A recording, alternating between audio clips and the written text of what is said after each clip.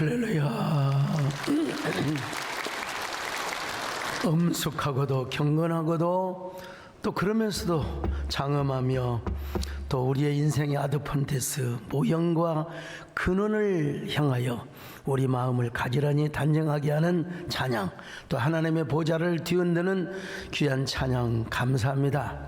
이제 말씀으로 우리에게 부족한 종의 입술을 사용하여 주시옵소서. 성령의 두루마기를 입혀 주시옵소서. 예수님의 이름으로 기도 올리옵나이다. 아멘. 겨울은 언제 오는가? 겨울은 어떻게 오는가? 어떤 사람은 이렇게 말할지 모르겠어요. 아니 뭐 12월이 되면 겨울 아닌가요? 네. 그러나 이 질문에는 계절적인 질문뿐만 아니라 인문학적이고 철학적인 물음표가 담겨 있는 질문입니다. 왜냐하면 인생에도 사계가 있어요. 가을이 지나면 겨울이 오듯 우리 인생에도 겨울이 있습니다. 화요일 저녁에 잠시 산행을 했는데 쌀래기 눈이 내리더라고요. 쌀래기 아세요? 진눈깨비라고 하는데 나 진짜 우산 쓰고 영상이 너무 멋있어요. 그 쌀래기 내리는 영상 한번 보시겠어요? 이야, 이게 정말 기도 아니에요. 이건 쌀래기야, 쌀래기. 이 서울말로 말하면은 그 진눈깨비라고 하는데요. 이건 진짜 내일이면 아마 첫눈이 되겠는데 눈도 아니고 비도 아닌 쌀이. 여러분 이게 카메라 전문 기자가 찍은 것도 아니고 스마트폰으로 찍었는데 저렇게 쌀기가 아름답게 찍혀졌어요. 그래서 제가 이제 다음날은 그 영상에 나왔을 텐데 내가 잘랐어요. 근데 내일은 첫눈이 오겠구나. 첫눈이 오겠구나. 근데 첫눈이 오는 게 아니라 눈 사태, 눈 폭풍을 일으켜버리고 말았어요. 산에 가니까 눈이 무릎 아래까지 쌓이더라고요. 보세요. 남이 안 다니는 쭉 갔는데 와, 제가요 겨울이 진짜 왔네. 눈 폭탄으로 왔네. 첫눈처럼 그대에게 가고 싶네. 그래서 오늘 본문에 나오는 사도 바울은 디모데에게 겨울 전에 어서 오라고 부탁을 했습니다. 디모데후서 4장 21절 시작. 너는 겨울 전에 어서 오라. 겨울 전에 어서 와라. 월동 준비를 하기 위함이었습니다. 저도 로마를 여러 번 갔지만은 로마의 겨울은 아주 바람이 불고 혹독합니다. 사도 바울은 지금 로마의 감옥에 갇혀 있어요. 로마의 감옥이 얼마나 썰렁하고 스산했겠습니까? 그래서 바울은 디모데에게 겨울 전에 두꺼운 외투를 가져와라. 외투. 자, 디모데후서 4장 13절 시작. 네가 올 때 내가 트로아 가보의 집에 둔 겉옷을 가지고 오고. 러시아의 한 작가에 오면은 그 외투라는 소설이 있는데, 근데 바울은 어쩌면 이 겨울이라고 하는 말을 계절적인 겨울로만 생각지는 않았을 것 같습니다. 왜냐하면 인생의 캄캄한 겨울, 죽음이 자기 눈앞에 지금 보이고 있거든요. 순교의 때가 가까워지고 있어요. 자, 디모데후서 4장 6절 시작. 천재와 같이 내가 벌써 부어지고 나의 떠날 시각이 가까웠도다. 네, 나의 떠날 시간이 가까웠다고 지금 벌써 전제처럼 자신의 삶에 부어졌다는 거예요. 바울에게 죽음의 계절, 영혼의 겨울이 다가온 것처럼 오늘 우리도 마찬가지입니다. 물론 예수 믿는 사람은 죽어서 천국 간다. 그리고 하늘에 가서 상급을 받는다. 이것이 하나님이 정해주신 이치죠. 자, 히브리서 9장 27절 봅니다. 시작. 한 번 죽는 것은 사람에게 정해진 것이요 그 후에는 심판이 있으리니. 반드시 심판이 있다는 것입니다, 여러분. 또 인생을 생명현상으로 서정적으로 부르는 노래가 있어요, 여러분. 인생은 연기 속에 죄를 남기고 말없이 사라지는 모닥불 같은 것. 이게 생명현상, 생명의 일상을 아름답게 노래하는 거죠. 그러나 성경의 교훈은 달라요. 죽음 이후에 심판이 있대. 심판. 심판은 정한 이치요. 근데 그 심판을 똑같은 이야기인 것처럼 보이지만 요한복음 5장 24절에 보니까 또 이렇게 말씀하고 있어요. 자, 요한복음 5장 24절 같이 봅니다. 시작. 내 말을 듣고 또 나 보내신 이를 믿는 자는 영생을 얻었고 심판에 이르지 아니하나니 사망에서 생명으로 옮겼느니라. 자, 여러분, 히브리서 9장은 심판이 있다. 그런데 또 요한복음 5장에서는 심판에 이르지 아니하고 영생에 이른다, 이렇게 말씀하고 있어요. 그 뭐가 다르냐? 히브리서 9장 27절은 바로 재판, 저지먼트로 이해하시면 됩니다. 우리 모두는 하나님 앞에 가서 재판을 받아야 돼요. 예수 믿으면 천국이고 또 어려운 사람이고 또 믿지 않으면 어쩔 수 없는 이야기를 제가 성경의 사실을 말씀을 드려 지옥이고, 그래서 재판에서 예수님의 보혈로 우리가 의인으로 최종 판정을 받게 되어 있어요. 요한복음 5장 24절에서는 심판, 지옥으로 가는 이 정죄, 여기서 우리가 해방을 받는다, 영생을 얻게 된다는 거예요. 우리는 그런 의미에서 정죄는 당하지 않는다는 것이죠. 그렇지만 육신으로만 보면 모든 인생은 죽었거나 지금도 죽음의 길로 달려가고 있습니다. 생의 한 여정, 생명의 현상으로만 바라본다면 사실 인생은 한 줌의 재가 됩니다. 납골당을 안 해도 어차피 우리는 한 줌의 흙으로 돌아가게 되어 있어요. 땅이 묻어도. 그런 의미에서만 본다면 우리 인생이 참 짧아요. 얼마나 짧은지, 이번 주도 얼마나 빨라버렸는지 제가 진짜 공적으로 사과합니다. 백인철 선생님께 전화 드린다는 게 그냥 금방 되는 거예요. 핸드폰 바쁠 때는 꺼놓고 살고 그냥. 그래서 다윗이가 이렇게 고백을 합니다. 자, 시편 39편 5절입니다. 시작. 주께서 나의 날을 한 뼘 길이만큼 되게 하심에 나의 일생이 주 앞에는 없는 것 같사오니. 여러분, 다윗의 왕의 길이가 한 뼘이래요. 한 뼘. 그러니까 주님 앞에서는 하나의 점이야. 아니, 다윗 왕은 누굽니까? 오늘 이현주 의원님 오셨습니다마는 국회의원 4년이에요. 근데 다윗 왕은 절대 권력입니다. 절대 권력입니다. 40년 동안 왕 노릇을 했던 사람이 우리 앞에서 그런 얘기면 좀 그렇지요. 그런데도 주님 앞에 한 뼘 한 뼘, 손바닥만한 인생. 손바닥 한번 펴보세요. 손바닥만한 인생. 제가 이때쯤이면 자주 하는 이야기인데, 하나는 땅 따먹기, 하나는 표딱지, 또 소풍 가서 돈업이하고 이런 얘기인데, 다 뭐냐면 손오고 손모가지하고 관련이 되어 있는 놀이입니다, 여러분. 손바닥과 관련되어 있는.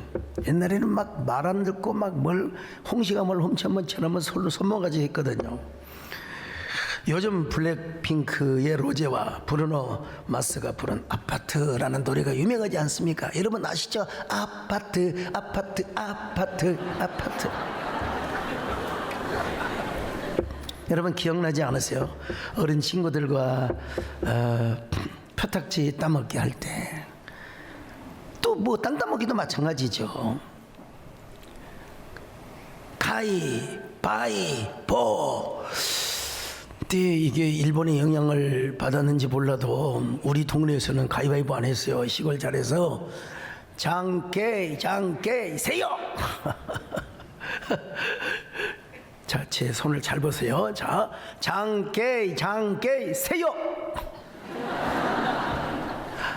이게 세상을 살아가는 처서였더라고 보니까요.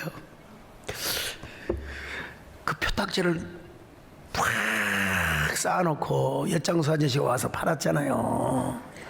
그걸 넘어뜨려야 돼. 이렇게 쌓아놓고 손을 호 풀면서 이걸 기술적으로 잘해야지 딱 치면 안 넘어가요. 호 풀어가지고 이렇게 해야 돼요. 아, 그것도 안 해보셨나? 참. 표딱지를 모르는 분과는 인생을 논할 필요가 없습니다. 예. 손주 안 보더라도 표딱지는 알아야 돼요. 그걸 다 잃어버리면 이야, 반우울증 환자가 돼 잠 못 이룹니다. 그게 별거라고 표딱지에 목숨을 걸었던 어린 시절이 있어요. 근데 다행히 죽지는 않았어요. 근데 그걸 땄다? 저희 서울에 계신 작은아버지가 오실 때 뭐 가스명수 이런 거 사오셨어요. 그 박스를 절대로 버리지 않습니다. 그리고 그걸 박스를 가지고 가서 표딱지를 다, 거기에 동그라미 표딱지, 옛날에는 막 교과서 접어가지고 발로 치는 이런 표딱지도 있는데 고급스러운 손으로 이렇게 탁 치는 거예요. 그걸 한 박스 딱 나누면요, 얼마나 마음이, 이건 황홀? 모아지경? 글쎄요, 마약에 이런 기쁨을 주는지 대마초가 주는지 모르겠지만 너무 가슴이 둥둥 떠서 막 입이 찢어지는 겁니다. 너무 좋아서 이 기쁨, 이 기쁨, 표딱지가 주는 거, 이 기쁨. 근데 이 기쁨도 잠시 그냥 땅거미가 어둑어둑어두워질 때 다 높은 고개턱에서 저희 아버님 소리가 가랑가랑 하셨거든요. 내 성대 아끼기 위해서 소리를 지르진 않습니다. 강석아, 집에 안 들어라 이놈아.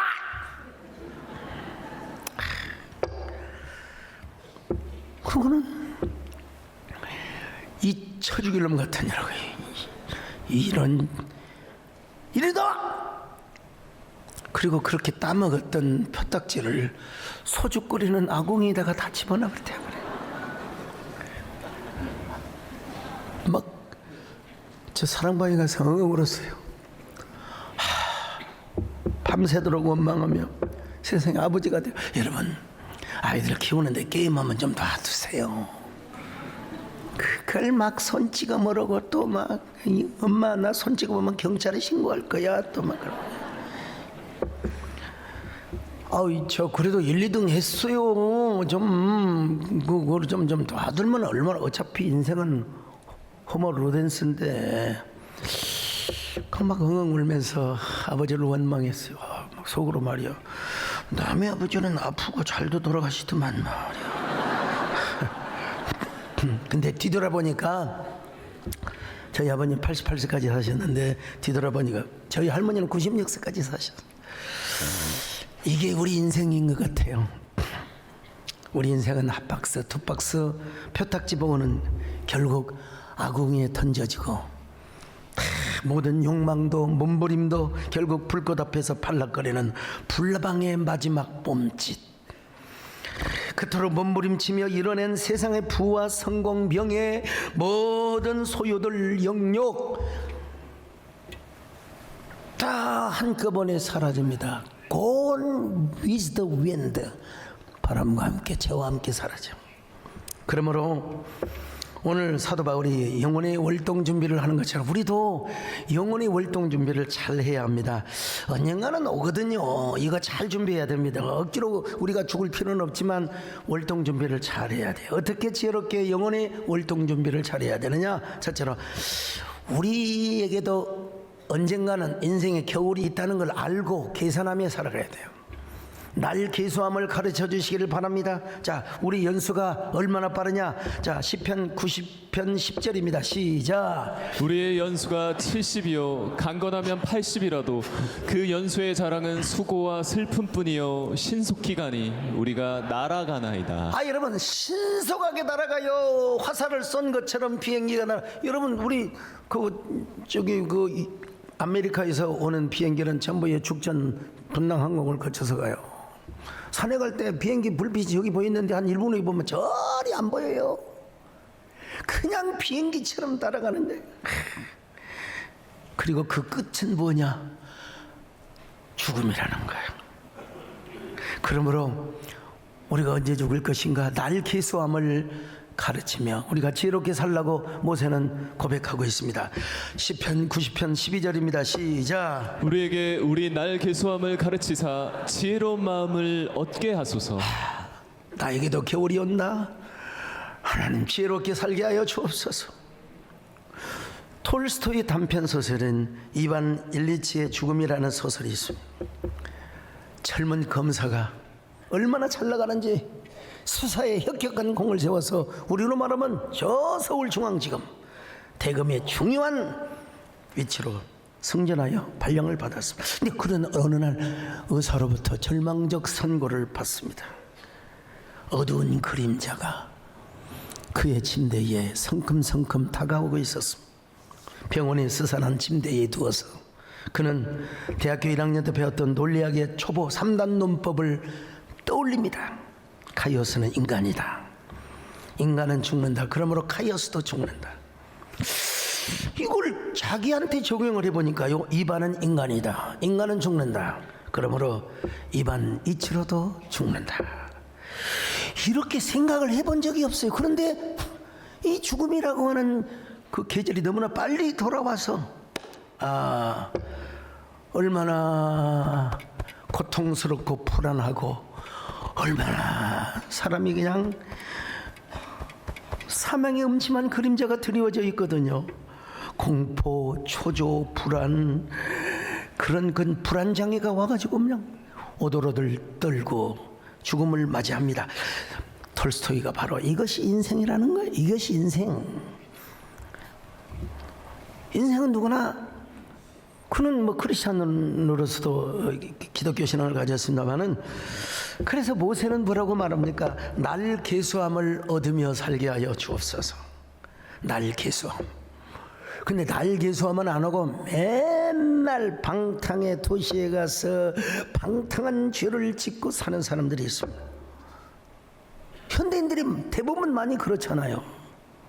그런데 우리는 뜻밖의 장소에서 세렌티피의 은혜를 받아서 필립 한시가 이야기한 것처럼 뜻밖의 장소에서 어떤 계기로, 저는 고등학교 때 뭐 이쁜 여학생들이 많다고 그래서 나갔는데 그게 우연인 것처럼 보이지만 오늘 목사가 되어가지고 오늘 이 자리에 서 있어요. 우연인 것처럼 보이지만 거기에는 하나님의 섭리가 있어요. 오늘 혹시 처음 교회 오신 분들, 우리의 만남은, 여러분의 출석은 우연이 아니요 노사연 씨는 운명이라고 했는데, 운명을 넘어서 하나님의 거룩한 섭리가 있다는 사실을 아셔야 됩니다. 인생의 겨울이 오기 전에 이미 겨울이 왔지요. 눈폭탄을 맞았죠. 근데 오늘 이 시간, 이 세렌디피디한 하나님의 섭리의 은혜를 여러분들이 다 받으시며 날 계수함을 받고 사시기를 주의 이름으로 축원합니다. 하나님 있을 때 없는 자 왜 구속하여 난 알 수 없도다. 내가 믿고 또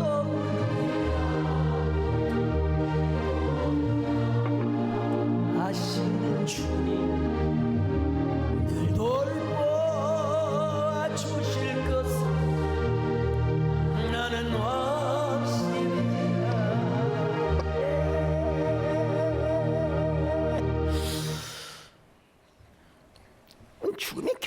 부하는 생각하지 말고 이제는 예수 그리스도를 최고의 보화로 여기며 살아야 됩니다. 예수 그리스도가 최고의 보화라. 자, 히브리서 11장 25절로 26절을 같이 봅니다. 시작. 도리어 하나님의 백성과 함께 고난받기를 잠시 죄악의 낙을 누리는 것보다 더 좋아하고 그리스도를 위하여 받는 수모를 애굽의 모든 보화보다 더 큰 재물로 여겼으니 이는 상 주심을 바라봅니다. 제가 최근에 읽은 책이 있어요. 저희 교회 집사님이자 숙명여자대학교 중문과 교수이신 우리 이소동 교수님이 쓰신 공명과 노정이라고 하는 책입니다. 여러분 그 많은 책을 어떻게 다 읽습니까? 이제 제가 대충 봤어요. 예, 또 밑줄까지 쳐주셔가지고 대충 봤는데 마음이 꺼림칙해가지고 또 대충 봐서도 안 될 책입니다. 여러분 이 책은요 에세이 읽듯이 읽을 책이 아니라 굉장한 깊은 심오한 철학적인 책이기 때문에 제가 다시 한번 정말 주경야독을 했습니다. 그리고 나서 유레카의 감탄사를 외쳤습니다. 공자는 한마디로 하면은 인입니다. 인. 근데 성경에 보면은요 공자의 인과 똑같은 사상이 나와요. 그게 바로 하나님의 자비입니다. 하나님의 긍휼이에요. 나 자신만 사랑할 뿐만 아니라 이웃을 내 몸과 같이 사랑하는 예수님의 정신이기도 해요. 맹자는 의를 강조했습니다. 왕도 정치에 있어서 지도자와 그리고 왕은 반드시 공의를 해야 된다는 겁니다. 조선 왕국을 설계했던 정도전이 있어요. 정도전은 사실 이성계는 뭐 칼이나 휘둘렀지 뭐 지식이 별로 크게 없다고 봐야죠. 정도전은 맹자에 완전히 홀리게 되었습니다. 맹자를 달고 달았어요. 제가 나주에 유배를 갔을 때도 맹자를 줄줄 외웠습니다. 그래서 유학을 중심으로 한 이런 나라를 세워야 된다. 그래서 이제 이성계를 앞장 세워서 특별히 왕에게는 뭐가 있어야 되냐? 지도자에게서는 의가 있어야 된다 이런 거예요. 근데 더 신비한 건 뭐냐? 여러분 그 하나님도 의를 강조하시지 않습니까? 그래서 그 의 때문에 십자가 예수님이 죽으셨잖아요. 노자는 뭘 강조하느냐? 비움을 강조합니다. 비움. 자신을 비우고 자아를 없애야 된다는 거예요. 참, 이 부분에서 보니까 통나무와 명주실을 예로 삼는데 여러분 성경에 보면 바리새인들이 있잖아요. 막 자기가 막 성하고 거룩하고 또 그냥 뭘 많이 알고 또 인이 있고 의가 있다고 하는 걸 여러분 예수님이 얼마나 비난을 했어요. 근데 뇌꼬치와 그리고 또 통나무처럼 분명히 꽃이 이기는 꽃이 속이 비어 있어요. 분명히 소강석이 있는데 그 안에 누가 있느냐? 예수님이 존재하고 있다 이 말이죠. 그래서 의도적으로 성, 지, 인, 의를 추구하지 말고 그냥 자연적으로 그것이 따르게 하라는 거예요. 자연적으로 그것이 이거 예수님의 정신과 너무 비슷합니다. 아마 10여 년 전 됐을 겁니다. 제가 예수님의 비움과 노자의 정신에 대해서 제가 글을 쓴 적이 있습니다. 여러분 많은 철학자들 그리고 진보신학자들은 이렇게 말합니다.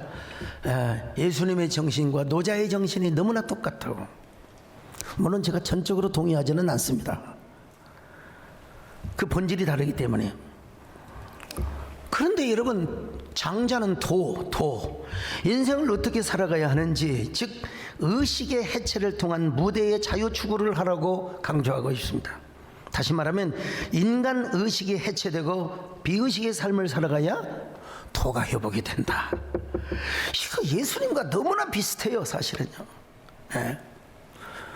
그래서 보니까 노자와 장자는 거반 비슷하고 좀 장자가 노자를 해석했다고 할까요? 우리 이소동 집사님도 그런 표현을 하셨습니다만은 제가 이 심오하고 깊은 내용을 쉽사리 요약해서 소개하고 설명하는 것이 내가 우리 이소동 집사님 교수님께 좀 누가 되는지는 모르겠습니다만은 근데 감사한 게 이 심오한 이 철학 그야말로 이 형이상학을 다루는데 뭐라고 얘기하냐 나는 여러 가지 요인으로 인해서 그리고 여러 가지 경험으로 인해서 나는 기독교 신앙을 갖고 있는 사람이라고 딱 밝힙니다.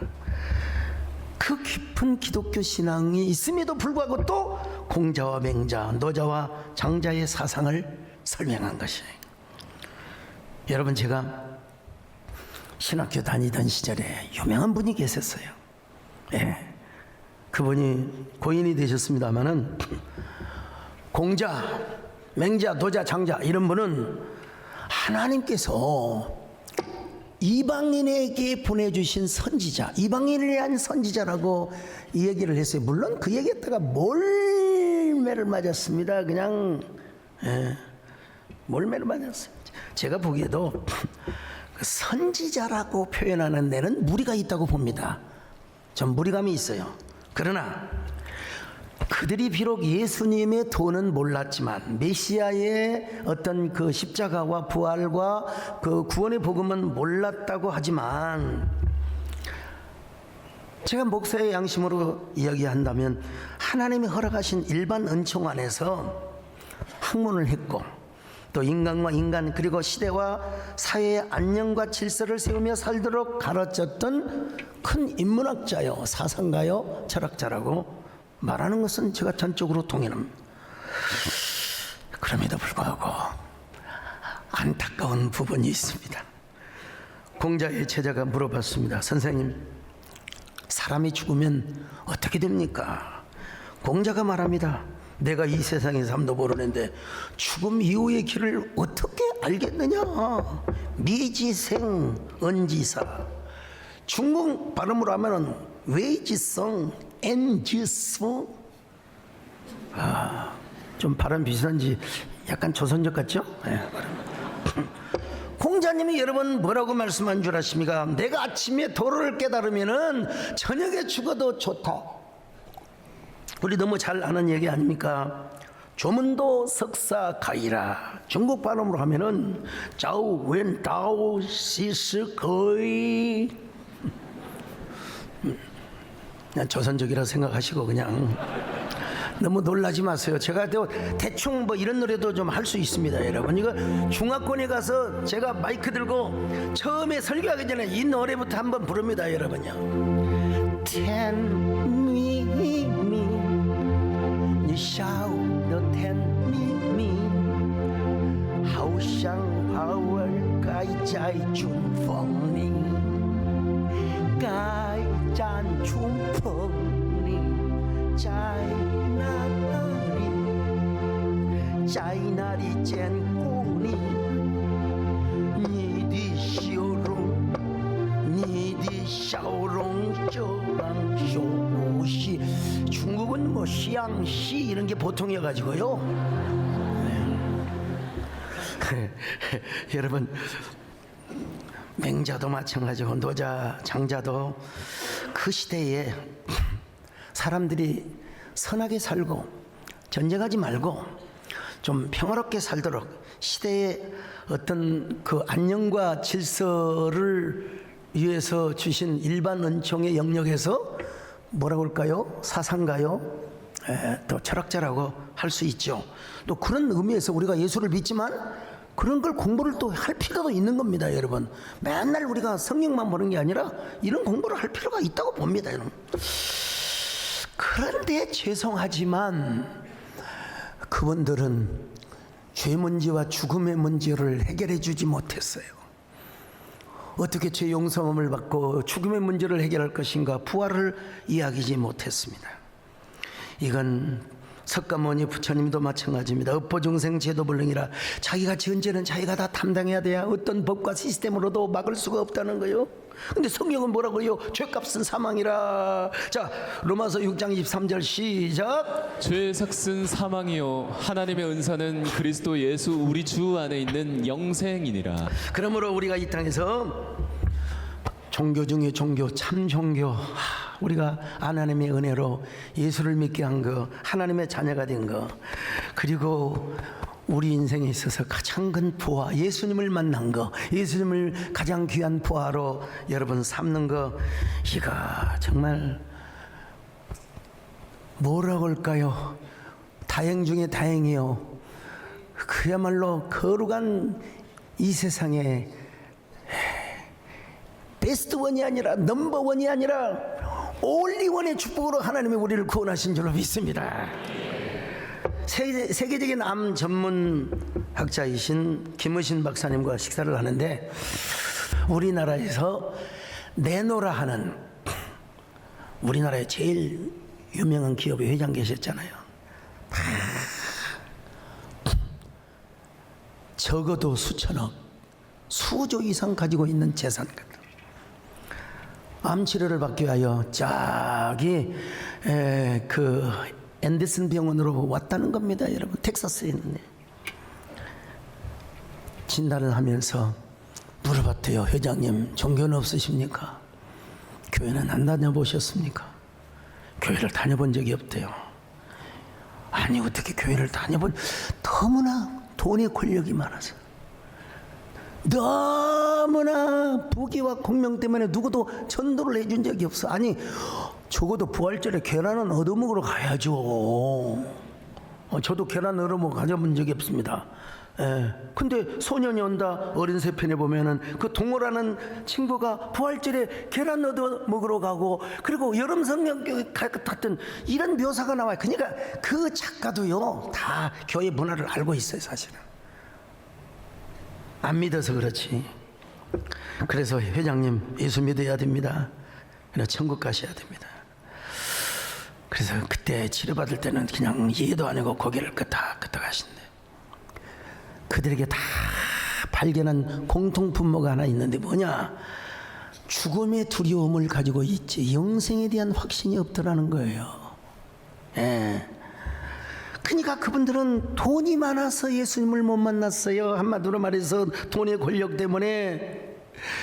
부자가 천국에 들어가는 것은 뭡니까? 낙타가 바늘기로 들어가는 것보다 더 힘들다고.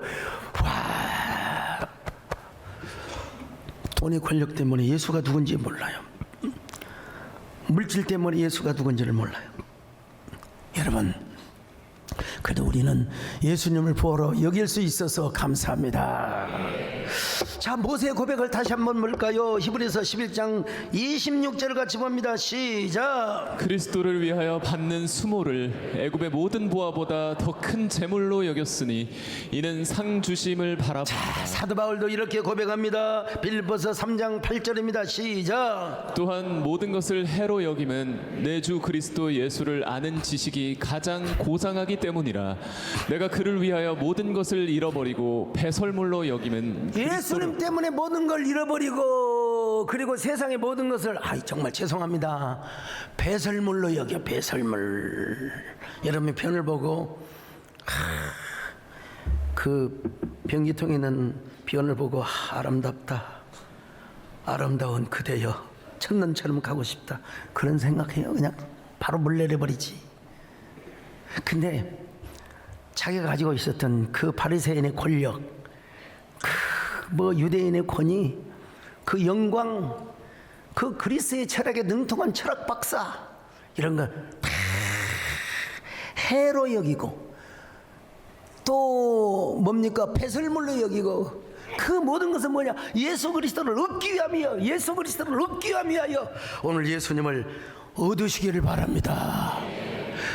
이런 사람은 어떤 삶을 사느냐? 즐기는 삶을 살아요. 이게 호모 루덴스라고 하는데, 유의하는 인간, 놀이하는 인간을 말하는 겁니다, 여러분. 축구 선수 손흥민 선수도 여러분 축구를 노동으로 하는 게 아니에요. 꼴딱 이렇게 찍잖아요. 재미로 한대. 즐기면서 해야 돼. 즐기면서 한다는. 오늘 여러분, 예수님을 부하로 여기는 사람은 교회 나오는 걸 그냥 부담스럽게, 이렇게 날씨가 눈이 왔는데 무슨 교회를 나가냐고 말이야. 우리 만나러 때는 억지로 왔다. 그러고 교회 나온 사람 계십니까? 여러분, 교회 나오는 걸 즐기며 나오세요. 재미로 나오세요. 아니, 설교 시간에 볼 것이 없어 핸드폰을 이러고 여러분, 그 핸드폰이 착살나 버리시기를 바라지 않습니다. 제가 여러분, 예수 그리스도 안에서 우리가 정말 즐거워해야 돼요. 소망이 있어야 돼요. 손에 있는 부귀와 권세와 그 어떠한 물질보다도 여러분 주님을 더 사랑해야 됩니다. 아멘. 손에 있는 부귀고 주를 더 사랑하는 이세 같은 목숨보다 주를 더 사랑해 이러가 주님만 알 수 없어. 헛된 영업하려고 사랑할 수도 없어. 잠시로 이 세상 헛된 것들 주를 사랑하는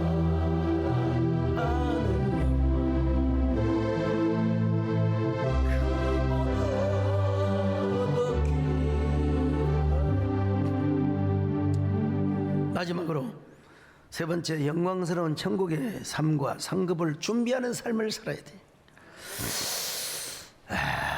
참 예수님께서 사도 요한에게 천국을 어떤 모습으로 보여준 줄 아십니까? 신부가 신랑을 위하여 단장한 것처럼. 진짜 여러분, 장가 가던 날 첫날 밤 우리 잡시다 그런 사람이 있어요? 여러분, 주례할 때 보면요, 인사하러 올 때는 영 아닌데 와, 주례할 때 보면 막 눈썹도 길게 들고 완전 인형이야. 네. 요한계시록을 기록한 사도 요한은 남자에게 있어서 가장 소중한 게 뭔 줄 아십니까? 처음 사랑입니다. 근데 왜 여자들이 끄떡끄떡합니까? 여자도 마찬가지예요. 처음 사랑은 그냥 그대로 둔 게 좋아요. 내가 옛날에 이런 사랑이 있었는데 그렇게 고백 안 하는 게 좋습니다. 그냥 가슴에 묻어두는 게, 흑백 사진 앨범으로 두는 게 아주 좋습니다. 근데 이 신혼 첫날 밤이 얼마나 가슴 두근거리고 얼마나 설레는, 그냥 어찌 보면 그냥 환희 리조이스보다 더 중에 막 스릴 서스펜스가, 손이 떨려서 떨려. 사도 요한에게 어머니를 어머니를 잘 모실 것을 부탁했어요. 요한복음 19장 26절 시작. 예수께서 자기의 어머니와 사랑하시는 제자가 곁에 서 있는 것을 보시고 자기 어머니께 말씀하시되 여자여 보소서 아들이니이다. 여자애는 존칭말입니다. 어머니 여사님, 제가 십자가에 죽지만 저 요한이가 아들 노릇을 해줄 겁니다, 이런 말이에요 지금. 근데 사도 요한은 어머니를 모시기 위하여, 예수님의 어머니를 모시기 위하여 교회 전통에 하면 호레비로 살았대. 혼자 총각으로 살았대. 총각.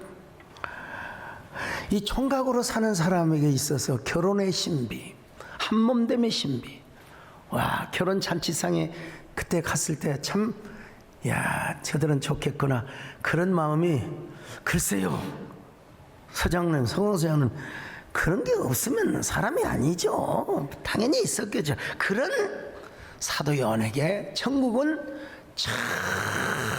어디요?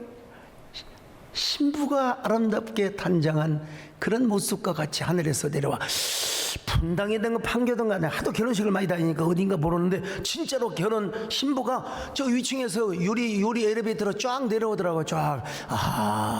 요한계시록 21장이 성취되는구나. 그런가 하면은 새 예루살렘 성이 있는데 그 그 성곽은 금과 진주로 되어 있다고.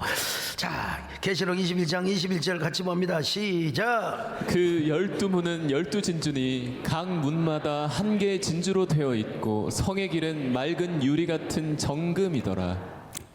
우리 정권사님 세대, 우리 옛날 S세대 그 세대론자들의 여러분, 천년왕국이 오면 참 우리가 믿지 않는 자들을 심판하고, 그리고 황금석 보석으로 꾸며진 집에서 우리가 왕노릇하며 설교합니다. 뭐 그런 말에도 은혜가 되긴 되지만, 근데 여러분, 황금이나 진주는 시공간 3차원의 세계에 있는 거예요. 천국은 물질 세계를 초월합니다. 물질 세계. 그러니까 3차원의 세계, 그 이상의 세계에 우리가 천국 주여 부르면 이 소리 속도가 언제 어디에 있는 하나님의 나라로 여러분 금방 상달이 됩니까? 그런데 그냥 여러분 기도하잖아요. 아버지 불러만 봐도, 그러면 오냐 하고 감동이 오는 거예요. 그러니까 여기서 진주나 금은 실제 진주나 금이라고 생각하면 안 돼요. 어차피 이 구약적 언어, 또 좀 특이한 경우는 고대 근동의 신화적인 이러한 배경이 전혀 없다고 할 수는 없어요. 묵시문학의 형태로 여러분 기록이 된 거거든요. 그러니까 문자 그대로 우리가 받아들이면 안 되고, 금과 진주보다 더 좋은 이 세상의 표현으로서는 최고의 뭐라고 이야기야? 아름답다 저 동산 우리 나같이 가보세. 자, 그 정도 합니다 여러분. 더 해요? 무궁세월 흐르니 풍파가 일지 않는 곳. 이 쫙 보면요, 생명수가 있고 생명강이 흐르는데 좌우에 생명나무가 사시사철. 이거 사실은 은유적인 예수님의 종말론적인 어떤 존재 방식을 이야기하고 있는 것입니다. 제가 이제 슬기로운 교리생활 마지막 강의 좀 종말론이 조금 좀 아쉽다 싶어서, 내가 이제 기회 되면은 이제 욥기 끝나고 요한계시록을 진짜 아주 그냥 신나게 할 용의는 있네요. 근데 이제 새벽기도에 우리 이 목사님께서, 이재원 목사님께서 7개 말고 뭐 이단에서 말하는 것들을 제가 다 한번 짚어주려고 생각을 하고 있습니다만은, 욥기가 끝나야죠. 천국은 어떤 곳이냐? 시공간을 초월한 영광스러운 그곳에서 뭐예요? 우리가 영생을 얻을 뿐만 아니라 생명의 관, 영광의 관, 자랑의 관, 얼마나 많은 상급을 우리에게 주어진지 몰라요. 귀한 상급. 저는 초등학교 다닐 때부터 상을 많이 받았습니다. 어떻든 그때 받을 수 있는 게 최고가 교육감상이었고, 또 나중에 마틴 루터킹 국제평화상, 국민훈장, 보훈문화상, 자랑한상, 한국인대상, 각종 이름 있는 권위 있는 뭐라고 할까요? 그 문학상도 다 받았어요. 목사님은 이 땅에서 상을 받았으니까 천국의 상이 다 없어지겠네요. 그렇게 함부로 하지 마세요. 그렇게 입은 비펴고 말하는 게 아닙니다, 여러분. 물론 나의 사적인 명예와 욕망과 사욕이 들어가가지고 명예욕에 빠져가지고 내가 그러려고 하면은 하늘의 상급이 떨어질 수 있겠죠. 그런데 순수하게 하나님의 영광을 위해서, 하나님의 영광을 위해서 죽도록 헌신하고, 정말로 헌신을 재미로 여기고 순종을, 전도를 재미로 여기며, 여러분 이런 사람은 절대로 상급이에요 떨어지지 않습니다. 절대로. 물론 성경 이런 말씀이 있어요. 자, 로마서 8장 18절 시작. 생각하건대 현재의 고난은 장차 우리에게 나타날 영광과 비교할 수 없도다. 자, 현재의 고난은 장차 나타날 영광과 비교할 수 없어. 그렇다고 해서 일부러 고난을 당하란 말이 아니에요. 막 일부러 천국이 있다고 막 일부러 빨리 죽으란 말은 전혀 아닙니다, 여러분. 예, 그렇지만 주님의 이름으로 당하는 고난은 우리 하나님이 반드시 저 영원한 천국에서 갚아주심을 믿습니다.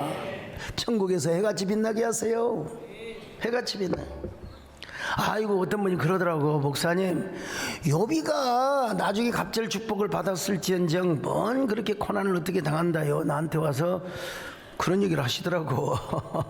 맞는 얘기는 얘기죠. 그러나 이 또한 과정입니다. 과정. 고난받는 이들이여, 이 또한 지나가고 다 과정에 불과합니다. 예. 저 보니까 젊었을 때 하는 고난 하나님 다 갚아주시더라고요. 뭐 천국에서는 말할 것도 없지만 이 땅에서도. 우리 정권사님 그 젊은 시절에 청승 과부 어르신께서 과부 집사님이 세상에 여러분 이런 강대상을 지고도 가기 힘든데 이걸 메고 가서 교회에다가 갖다가 바치고, 이게 다 하나님께서 상급으로 갚아주시고 또 이 땅에서 또 많은 걸 보상 받으셨잖아요. 오늘 저녁에 박선혜 전사님 오시는데 참 젊을 때 정말 그런 찔레꽃 여자입니다. 찔레꽃. 그 책을 읽고 이호 여사님이 곧 내일 모레 우리 교회에 나오는 최진 박사님이 그 DJ에 대한 지혜서를 만든다고 와서 좀 축서를 해달라고 하는데 가긴 가야 되는데요. 다시 은혜 받고 도전받기 위해서, 다시 은혜 받고 도전받기 위해서 우리가 더 추워지기 전에, 인생의 겨울이 더 가까워지기 전에 여러분 주님께 더 가까이 나가시기를 바랍니다. 주님을 보아로 여기시기를 바랍니다. 아이 목사님, 저는요 유흥업소나 노래방이나 뭐 방탕한 뭐 이런 그런 곳에 가지 않아. 그런 방탕한 삶을 살지 않아도요, 우리는 어느덧 우리도 모르게 아파트 신도시 문화에 세속화돼 있어. 세속화돼 있어. 이 세속화 신앙에서 주님 중심으로 회복하시기를 바랍니다. 당신의 그 섬김이 천국에서 해같이 빛나니, 당신의 그 섬김이 천국에서 해같이. 하나님, 우리의 삶이 천국에서 해같이 빛나는 저희들 되게 하여 주시옵소서. 천국에서 해같이 빛나는 저희들 되게 하여 주시옵소서. 감사합니다. 예수님의 오늘 주님을 부활로 삼으면서 하나님 우리의 삶을 주님 앞에 드리는 거룩한 호모 루덴스의 삶을 살 수 있도록 축복하여 주시옵소서. 예수님의 이름으로 기도합니다.